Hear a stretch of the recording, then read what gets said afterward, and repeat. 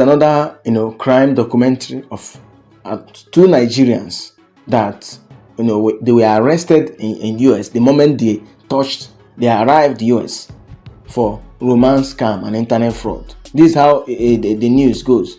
FBI arrests popular Abuja businessman Uchenna Nwadavid over $2.5 million fraud, money laundering as he landed in Texas. The Federal Bureau of Investigation has arrested an Abuja-based businessman for swindling American citizens in a year-long scheme that netted him $2.5 million. Court documents seen by People's Gazette said Uchenna Nwadavid, Charles Nwadavid of construction giant Neck Bullion Concept, was arrested as he touched down in the United States on April 7 this year. Authorities said he arrived at Dallas-Fort Worth International Airport via London. Mr. Nwadavid, 34 years, did not know that a criminal grand jury indictment had been pending against him for more than a year when he flew to the United States in April this year. He was immediately taken into custody by authorities who had been tipped off about his itinerary. Mr. Nwadavid made an initial appearance in a federal court in northern Texas on April 8. However, it was not immediately clear when he would appear before a federal judge in Massachusetts. That's the beginning. As of today, he has appeared. A spokesman for the United States Attorney Office in Boston, where Mr. Nwadavid will face trial, did not immediately return a request seeking comments. The Nigerian businessman, or I can call him now the Nigerian thief, who also runs the Neck Bullion Foundation with his brother and politician Emmanuel Nwadavid, could spend up to 40 years in prison if convicted on internet fraud and money laundering counts. Authorities said Emmanuel Nwadavid, who works with President Bola Tinubu's tech minister and certificate forger we know him today, who later resigned, did not return a message from the People's Gazette seeking comments about his brother's arrest. The grand jury did not establish when Mr. Nwadavid started defrauding Americans online, but the deal that landed him in trouble appeared to have occurred between 2016 and 2019, when he reportedly targeted women online and used them as money mules for his nefarious activities. A large chunk of the $2.5 million was traced to Mr. Nwadavid's cryptocurrency accounts, officials said. At least 6 victims living in Massachusetts, Florida, New Jersey, and Kansas were identified and convinced by authorities to give testimony to the grand jury, which returned an indictment on January 23, 2024. Mr. Nwadavid, a native of Enugu State, was held barely 5 months after American authorities arrested another Nigerian, Franklin Nwadialo, when he landed at Houston Airport from Nigeria. Mr. Nwadialo was the incumbent chairman of a local government area in Anambra State at the time of his arrest on similar romance scam charges involving more than $3 million. He was transported to Seattle, Washington to stand trial. As of today, Mr. Uchenna Nwadavid has pleaded guilty to the charges. This is how FBI puts it on the official website. Defendant tricked a Massachusetts resident into wiring more than $2.5 million abroad. Boston. A Nigerian national pleaded guilty yesterday in federal court in Boston to his involvement in the theft of more than $2.5 million fraud. 6 romance scam victims by transferring their money to cryptocurrency accounts that he controlled. Charles Uchenna Nwadavid, 35 years of age, from Abuja, Nigeria, pleaded guilty to mail fraud, aiding and abetting money laundering and money laundering. U.S. District Court Judge Leo T. Sorokin scheduled sentencing for September 23, 2025. Nwadavid was arrested in April 2025 this year after arriving on a flight from the United Kingdom to Dallas-Fort Worth International Airport. In January 2024, a federal grand jury in Boston indicted Nwadavid on charges of mail fraud and money laundering. According to the charging documents, romance scams recruit victims through advertisements for online relationships on dating or social media websites. Individuals perpetuating romance scams create fictitious profiles and then use them to gain victims' trust through a purported romantic relationship. Perpetrators then direct their victims to send money or to conduct financial transactions involving other victims. Money under false pretenses, such as urgent need for money to secure multi-million-dollar inheritance or to pay for an unexpected hospitalization. This is how they run it. They trick their victim to send money to them under false pretense, such as urgent need for money to secure multi-million-dollar inheritance or to pay for unexpected hospital bills. That's how these guys operate. Between in or about 2016 and September 2019, Nwadavid participated in romance scams that tricked victims into sending money abroad. In an effort to conceal the ultimate recipient of the victim's funds, a victim from Massachusetts was tricked into receiving funds from 5 other victims around the United States. The victim then passed the funds to Nwadavid through a series of cryptocurrency transactions. Nwadavid repeatedly accessed accounts in the victim's name from overseas to transfer the victim's funds to accounts he controlled at local Bitcoins, an online cryptocurrency platform.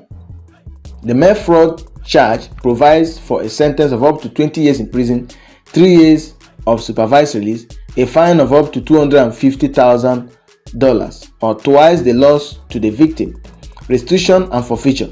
The money laundering charges provide for a sentence of up to 20 years in prison, 3 years of supervised release, and a fine of up to $500,000 or twice the value of the property involved in laundering transaction, restitution and forfeiture. The defendant is subject to deportation upon completion of any sentence imposed. Sentences are imposed by a federal district court judge based upon the U.S. sentencing guidelines and statutes which govern the determination of a sentence in a criminal case. United States Attorney Leah B. Foley and Ted E. Dobbs, special agents in charge of the Federal Bureau of Investigation Boston Division, made the announcement. You see, so as if it ended there, now we are going to the next victim called what's his name?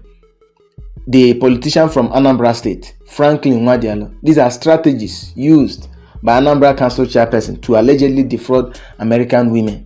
The politician was arrested in the US exactly 1 month after he was sworn in as chairperson of Obaru local government area of Anambra State.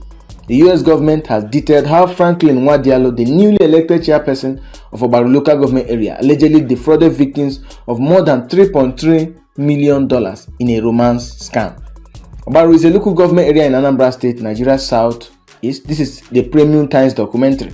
Premium Times reported that Mr. Nwadialo was arrested by the Federal Bureau of Investigation (FBI) upon his arrival at an airport in Texas on November last year, 2024.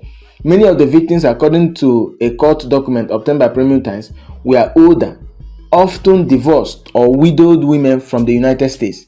The Nigerian politician has been transported to Western District of Washington for arraignment. The case is being investigated by the FBI and prosecuted by Assistant U.S. Attorney Sorokin. Mr. Nwadialo was indicted in December 2023 on 14 counts of wire fraud related to his romance fraud scheme. Wire fraud is punishable by up to 20 years in prison in the United States. Now, this is a strategy allegedly used by this man, Anambra local government chairman. The U.S. Department of Justice narrated in a statement on November 5 the strategies allegedly used by Mr. Nwadialo in defrauding the victims. Premium Times highlighted the strategies used by these, scammer, dating sites, and false romance. According to the court document, Mr. Nwadialo has some yet to be identified accomplices called co-schemers who assisted him in defrauding victims. The man, Mr. Nwadialo, according to court document, usually used the co-schemers to send messages to victims via dating sites and other electronic means of communication such as WhatsApp and emails. The co-schemers would deceive the victims into believing they were in a romantic relationship with them using fake identities, like falsely posing as individuals living in the US to gain the victims' confidence and trust. Once the co-schemers used the fake identities to fraudulently gain the trust of the victims, they convinced the victims under false pretenses to transfer, fiat and virtual currency into 13 accounts controlled by the co-schemers, including Nwadialo. The court document reads versions of names and websites. According to indictment and criminal complaint filed in the case, Mr. Nwadialo also allegedly used various versions of the name Giovanni when he met his victims online on websites such as Matt, Zusk, and Christian Cafe. The court document said Mr. Nwadialo at different times allegedly used various names such as Giovanni, Antonio Giovanni, and David Giovanni to defraud the victims. Now, use of false images on his profile. The U.S. Department said the politician used false images for his profile and typically told the victim that he was in the military and deployed overseas, so he could not meet the victims in person. Using these personas, Nwadialo invented many reasons he needed the victim to send him money. In one such case in 2020, he indicated he had been fined by the military for revealing his location to the victim. He asked the victim to help him pay $150,000 fine, he said. Financial assistance for father's death, that's another reason he gave. In another instance, the US Department of Justice said Mr. Nwadialo, based on the pretext of being in a romantic relationship with his victims, often successfully appealed to his victims to assist him financially. Nigerian politicians, according to the indictment filed against him, usually claimed that the financial assistance was needed for his father's funeral expenses, and at another time, payment for his son's tuition fees.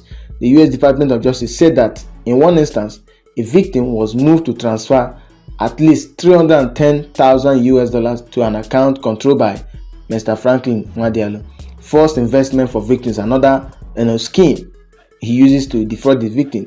Another strategy used by Mr. Nwadialo to commit the alleged crime was collecting monies from victims under the pretext of investing them in cryptocurrency accounts which he controlled. The Nigerian allegedly told one of his victims, a woman, that he was investing money for her. The victim transferred at least $270,000 to Mr. Nwadialo's direction, the US Department of Justice stated.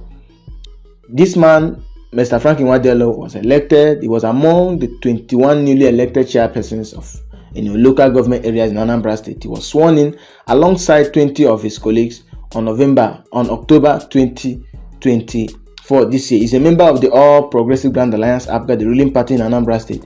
His arrest in the United States occurred exactly 1 month after he was sworn in as chairperson of our local government area of Anambra State. These fools think that every government is just as foolish and ignorant as Nigerian government. You defrauded people the tune of $3 million, and because you became the chairman of Anambra State, you felt like you're on top of the world. There are many corrupt Nigerians, corrupt politicians. They are under the hood of politicians, senator, house or member, even governor. There are a lot of corrupt cases sitting on their head.